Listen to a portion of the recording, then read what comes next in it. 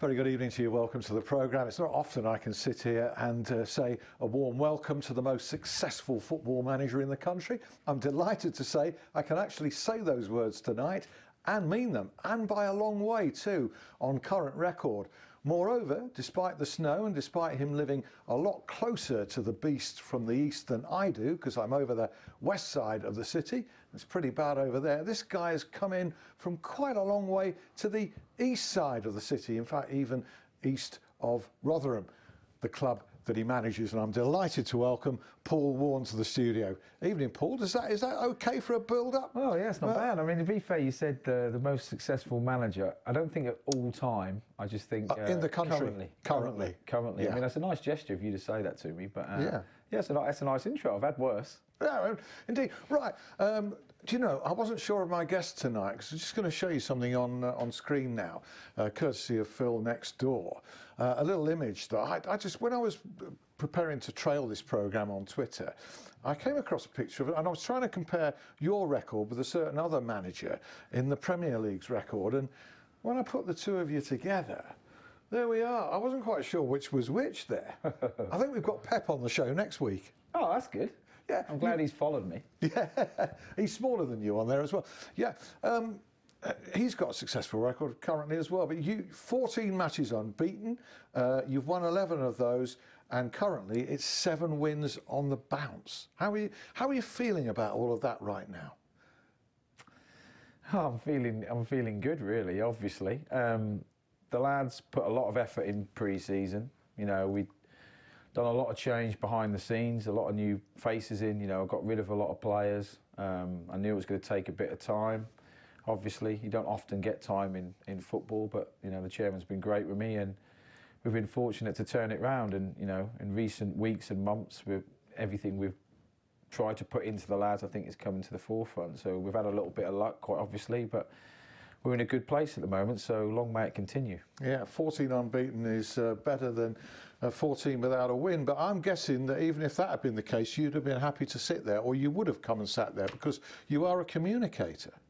Yeah, I'm happy. I'm happy to chat and talk, and, you know, I'm happy to explain any decisions I've made. And, you know, the good thing is, like with the staff I've got now, especially, like I brought Richie Barker in from Charlton, who's an ex-Miller, who's been brilliant for me. I had Matt Hamshaw with me last year, who was like my right-hand man, who's been brilliant, you know, ex-Wednesday lad, but, you know, his dad's a lot happier now. He's working at Rothers because his dad's a Rothers fan, so good old Phil.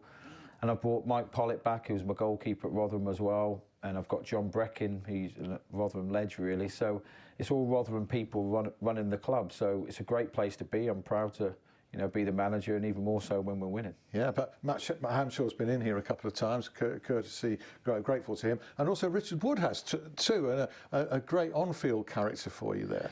Yeah, Woody's been brilliant. Woody's been brilliant for me. I've got a lot of time for Woody and his family. His boys come in during the school holiday and that and have a kick about with their dad, but he's a lovely family man. I'm all about, I say it all the time, about good human beings, and he's definitely that, and he's my leader on the pitch. You know, since he's got back in the team, he's been faultless, really, and I call him the wrecking ball, because when he goes up for set pieces and that, he just kills people, so that's pretty handy to have in League One. Yeah. But it's not just about what he does on the pitch. I think off the pitch he's been crucial and really fundamental in our success, to be honest. He keeps the dressing room like ship shape, and he's the senior pro, like I joke, and, you know, if Woody left, our average age of the players would probably come down by about 6 years, so yeah. He's my old campaigner in there, but his performances have been excellent. The younger lads really look up to him, the way he looks after himself and that, and he's a great bloke, and, you know, we're very lucky to have him. Well, you're going to stay unbeaten this weekend, because your game at Gillingham has been postponed, I think mercifully so. So some postponements you can't understand, and we'll be getting onto that subject in part 2. But you can understand this one. You've been spared a 400-mile round trip down to a frozen southeast. Yeah, I mean, I knew they had problems. You know, early in the week they had massive amounts of snow, and my groundsman, who's brilliant to be fair, Dave, was saying to us if they didn't cover the pitch they were going to be in trouble early on in the week, and they've had a lot of snow, and I know how hard it is to clear the snow. I once helped to clear the pitch at New York, so it's difficult, and, you know, if the temperatures have dropped to what they say they have, then it was always going to be a doubt. I knew there was going to be a pitch inspection Friday morning, but they've called it off today, which... So you'll be in the hunt for a match to go to, as I am, because I was due to do TalkSport, Sheffield United's game, which is off. Which I was going to go to. Right. And I was going to go to the Bradford game, but that's off, so I can't go to that. So whether I can get to the Donny game, if that's going to be on. Yeah, they're making every effort. I saw something earlier today. They really are making every effort to get that on. I'll get myself to that one. Yeah, I'm due to be Barnsley-Norwich now, and if that's off, I'm going to Bolton. So, so one way or the other, I should have a football game this weekend. It's not been. You've turned it round. You used that expression earlier, because at the moment you're flavour of the month with the supporters. You've had a kind of a strange relationship in a way, because you're very popular as a player, long-serving player, over 260 odd league appearances for Rotherham United in a career of 500 or thereabouts all told. Extremely popular, but that always goes on the line when anybody steps up, as you did initially as a caretaker manager. Yeah, I not reluctantly done the job, that's not fair, but I was happy to help the club out at the time. Obviously when Kenny Jackett left, there was no one really available. I think I was like proud, I suppose, and I was proud, but it was very difficult. So we went from a really small skeleton staff. So it was literally like me. I brought Hammy up from the youth team and Dibs. That was it. So like I was doing the warm-ups and Hammy was helping me coach. And anyone who knows football, you see how many staff there are now in football, and there was just 3 of us really, apart from the medical team. So it was a tough going.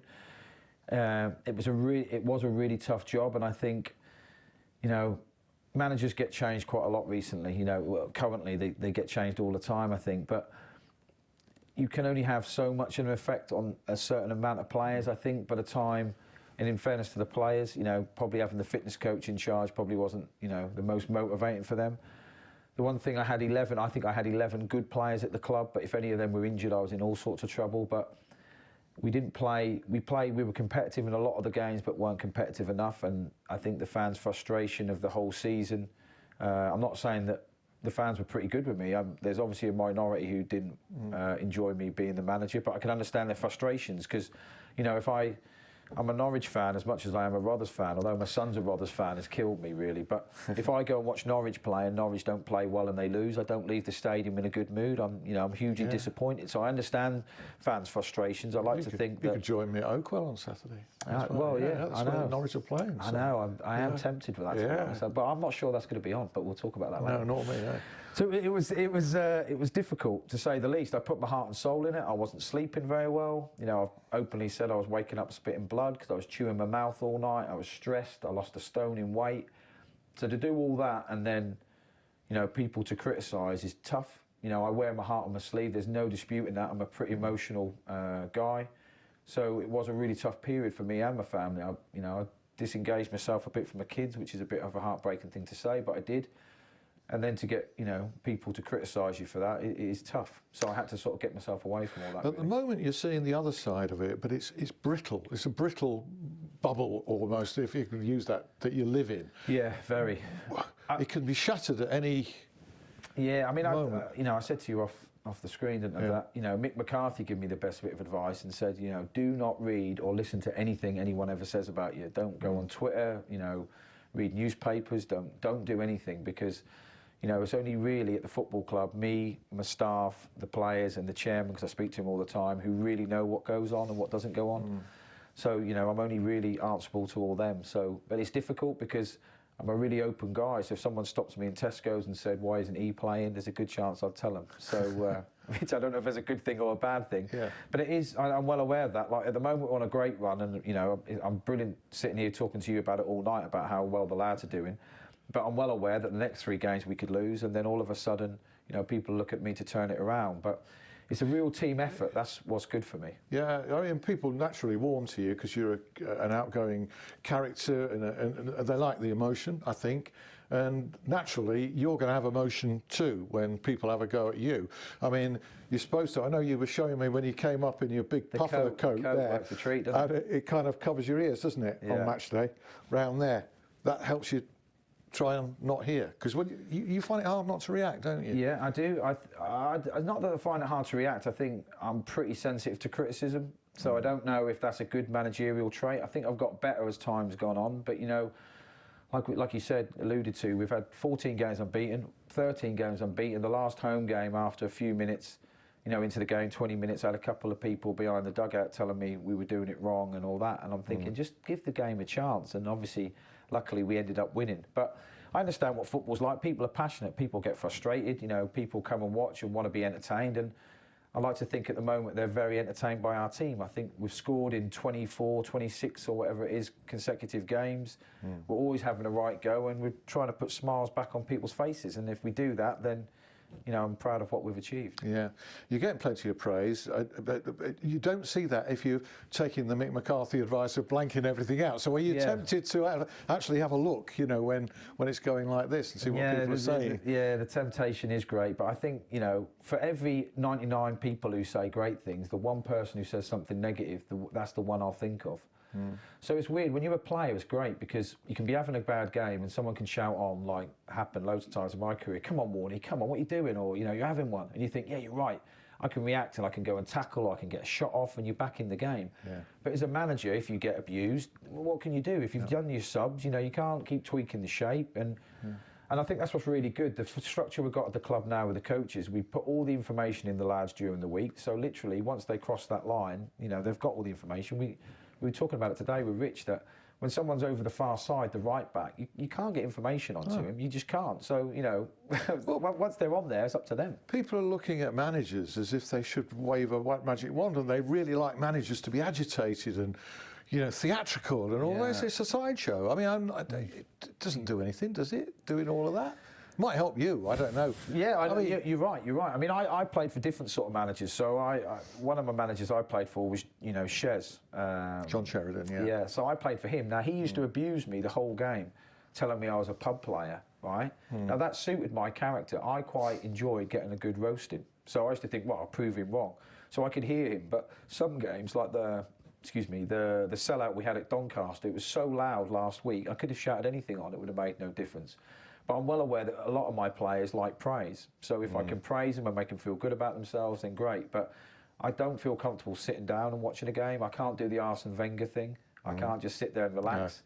No. I'm not the Conte either. I can't run up and down, but I just like to stand at the front of my technical area, help when I can, and then, like you said, put my part of my coat up so I can just focus on the game and just try and help the players. That's what we're there for. Yeah, I mean, it has turned around from, for instance, I don't know if this was the low point of the season, but you lost at Bristol Rovers. I think you were down to 13th in League One. Yeah. Plenty of flack. What was that like?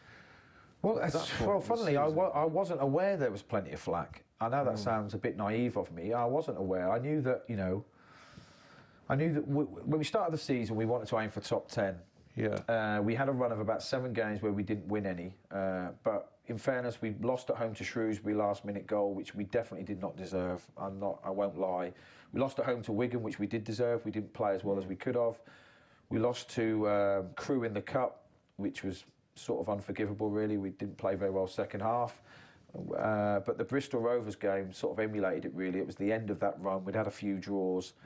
And we were 1-0 up, and I thought we were cruising. A defensive error cost us. And then we ended up losing the game. We lost Potter, who was arguably our best player at the time, through injury. And then Kiefer Moore got sent off. So at that stage, I can understand if that's what you're saying to me. The fans were thinking, oh no, because Kiefer was leaving. We didn't look like we could be able to keep hold of him in January. He wasn't our player. Potter's injured. It looked like it was doomed. But being 13th in League One, with not even half the season gone, I don't really regard as doomed. Do you think you're a manager now? Because when you took over as caretaker, you were full of public self-doubt about whether you were good enough, and then you were offered the job, and you committed yourself. Do you now think, I am a football manager? I think so. I'm never 100% confident, to be honest, because I just know it's going to turn around and bite you.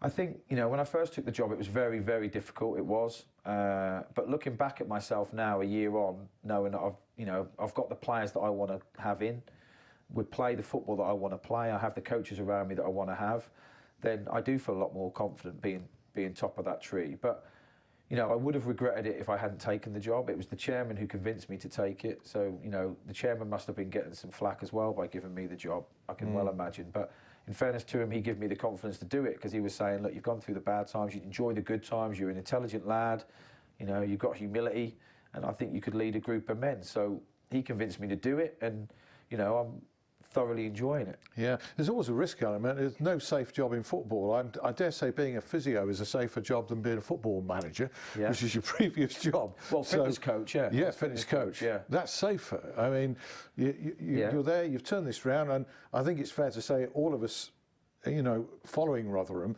knew that promotion, I don't know if promotion was expected this season, but certainly a strong effort to get it. Did you feel that was your remit?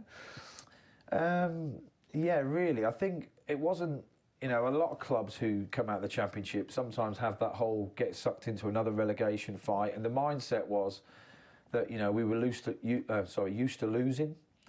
So I think that we started the season, we tried to, put positivity into the lads pre-season, they were excellent, but in our hearts, as coaches, felt like we started the season on minus points, if that makes sense, because we had this losing mentality. So we were always aiming for the top 10, and we thought if we could just nick into the playoffs or get there or thereabouts, I think we've done really well for our first season, really, because, like I said, we've got rid of a lot of players, cut the budget, brought in players who we thought would suit, and they'd take a little bit of time to bond in. But, to be where we are at the moment is probably above what we expected. Is it? Right. And you're there in a playoff position at the moment, but not so very far off the top two either. I don't know if that crosses your mind much, or whether, in fact, I've got it written down somewhere, you're only 6 and 7 points, I think, behind the top two. I mean, it does cross my mind, because I'd like to have 2 more weeks with my family. I think they deserve some quality time in playoffs, yeah. But the thing is that when you're chasing the top 2 teams, it's not like when you're 4th bottom and you're chasing 6th bottom or whatever.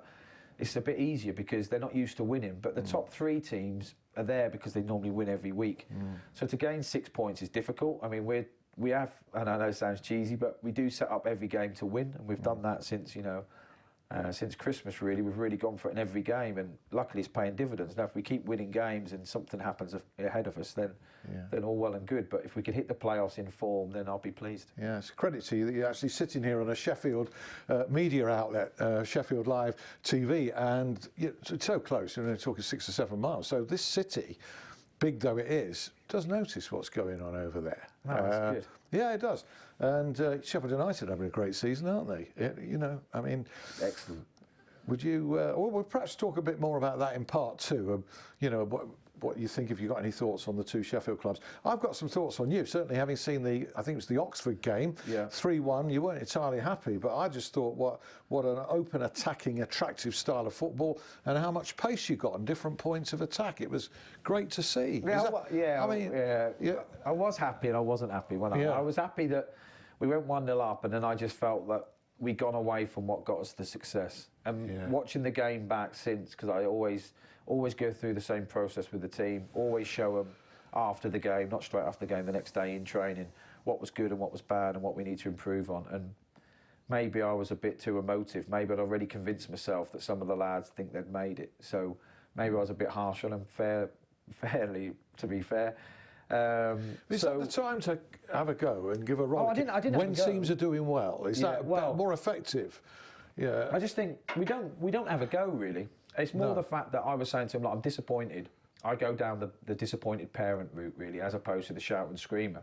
So I'm sort of saying I'm a little bit disappointed in how you had a 20-minute spell where you started getting a bit sloppy, and we try and show them stuff on the screen at half-time with the points we mean, and then second half they were excellent, they went back to their best. But, they're not going to be outstanding for 90 minutes in every game, although that's what we aspire to be. But it is easier, and that's why I go through the same process every week of going through the good and the bad, no matter if we win, lose or draw, because if we're going to get better as a group, we need to improve on our weaknesses and praise our great stuff, obviously. But we have got good pace in the team. Yeah, that's what struck me, and the danger was coming from any number of positions rather than being able to say, oh, that's where it's going to be. Yeah, I mean, I mean, back 5 are excellent at the moment. They've kept loads of clean sheets since the turn of the year, but our front 6, whoever we put out, have got energy and drive, so I'm pleased. So much to look forward to, as there is still here tonight. Paul, having made it in some miles today on what really almost was a day off. I don't think football managers really get a day off anyway. We're going to take a 5-minute break. James Gregg will join us both, and we'll talk about the whole football scene generally. See you then.